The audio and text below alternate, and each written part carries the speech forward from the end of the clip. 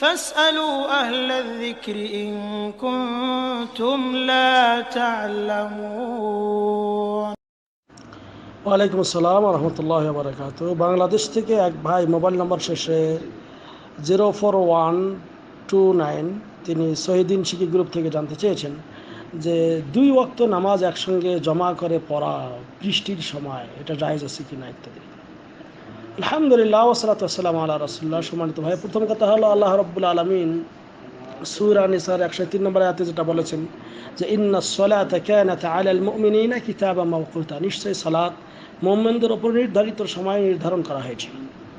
অনুরূপভাবে সূরা বানী ইসরাঈলের 78 নম্বর আয়াতে আল্লাহ বলেছেন আকিমিস সালাতা লিদুলুকিশ শামস ইলা গাসাকিল লাইল ওয়া কুরআনাল ফজর ইন্না কুরআনাল ফজরি কানা মাশহুদা, যে সালাত কায়েম করো যখন সূর্য ঢলে যায় রাত্রির পর্যন্ত, রাতের কিছু অংশে, এবং কোরআন ফজরের সময় পড়ো। তো এই যে আয়াতগুলি দিয়ে যেটা প্রমাণিত সেটা হলো যে নির্ধারিত সময়ে নামাজ পড়তে হবে, এবং নামাজ সহি হওয়ার জন্য এটা একটা শর্ত যে অবশ্যই নামাজের ওয়াক্ত হতে হবে, সময় হতে হবে।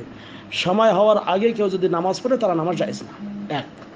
দ্বিতীয় নম্বর কথা, কিছু কারণ রয়েছে যেই সমস্ত কারণের কারণে এবং এর কিছু জবেত অর্থাৎ নীতিমালা রয়েছে, এই নীতিমালাগুলি পাওয়া গেলে কিছু নামাজ 2 ওয়াক্ত নামাজ একসঙ্গে পড়া জায়েজ।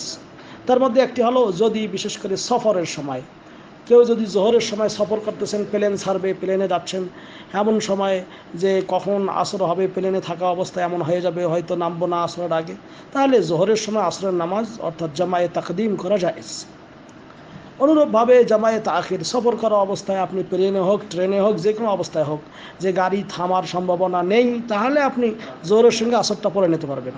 অনুরূপভাবে মাগরিবের সাথে এশারটা পড়ে নিতে পারবেন, বা এই মাগরিব নামাজ দেরি করে এশার সঙ্গে পড়বেন, এটা জায়েজ জমা করা এবং একসঙ্গে করা। আর সফর অবস্থায় কসর করাও কি আছে, 4 রাকাত বিশিষ্ট নামাজটা 2 রাকাত পড়বেন। 1।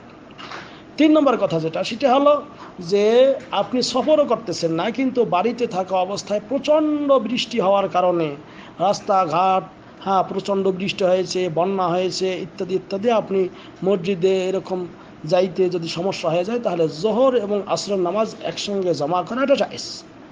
অনুরূপভাবে এই মাগরিবের সময় যদি প্রচণ্ড এরকম বৃষ্টি হয় তাহলে মাগরিবের সময় মাগরিব এবং এশার নামাজ পড়া জায়েজ, তবে জমা করবেন ঠিকই কিন্তু কসর করা যাবে না, অর্থাৎ পুরা নামাজেই পড়তে হবে। মাগরিবের নামাজ 3 রাকাত শেষ করে এরপরে ইকামত দিয়ে আবার এশার 4 রাকাত, অনুরূপভাবে জোহরের নামাজ 3 রাকাত 4 রাকাত পরে ইকামত দিয়ে আবার আসরের নামাজ। তো এরকম করে এটা পড়া জায়েজ আছে। কেন জায়েজ? এটা রাসূলুল্লাহ সাল্লাল্লাহু আলাইহি ওয়াসাল্লাম পড়েছেন তাই।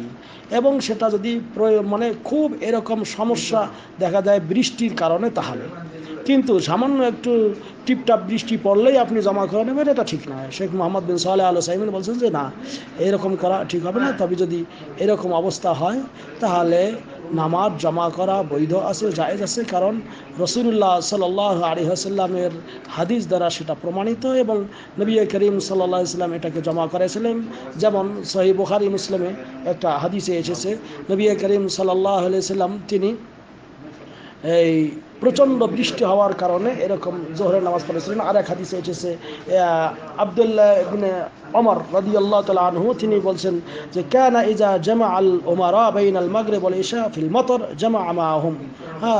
ইমাম ইবনে মালিক থেকে বর্ণিত, তিনি বলেছেন যে আব্দুল্লাহ ইবনে ওমর রাদিয়াল্লাহু তাআলা আনহু যখন অন্যান্য শাসকদের সঙ্গে একত্রিত হতেন আর সে সময় যদি বৃষ্টি হতো তাহলে মাগরিব এবং এশার নামাজ তিনি একসঙ্গে পড়েছেন। আর এক হাদিসে এসেছে যেটা সহিহ বুখারীর কথা বললাম, সহিহ বুখারীর মাওয়াকিতুস সালাহ অধ্যায়ের 510 নম্বর হাদিসে, এবং মুসাফির অধ্যায়ে সহিহ মুসলিমের 1151 নম্বর হাদিস, 1154 নম্বর হাদিস, এই হাদিসগুলিতে বর্ণিত রয়েছে যে নবী করিম সাল্লাল্লাহু আলাইহি ওয়াসাল্লাম তিনি আন্না নবী সাল্লাল্লাহু আলাইহি ওয়াসাল্লাম জামাআ ফিল মদিনা বাইনা যুহর ওয়াল আসর ওয়া বাইনাল মাগরিব ওয়াল ইশা, তিনি যোহর আসর এবং মাগরিব ইশা একত্রিত করেছেন। এবং মুসলিমে রয়েছে যে মিন গায়রি খাউফিন ওয়ালা মাতর ওয়ালা সফর, তারা কোনো ভয় ছিল না, বৃষ্টিও ছিল না, কোনো সফরও ছিল না, অর্থাৎ এটা জায়েজ সুরত বোঝানোর জন্যই এটা করা হয়ে থাকে। তাই এখন যদি কেউ এই অবস্থায় এরকম করে নামাজ পড়ে এবং এটাতে কি রয়েছে, জায়েজ রয়েছে, বৈধতা রয়েছে।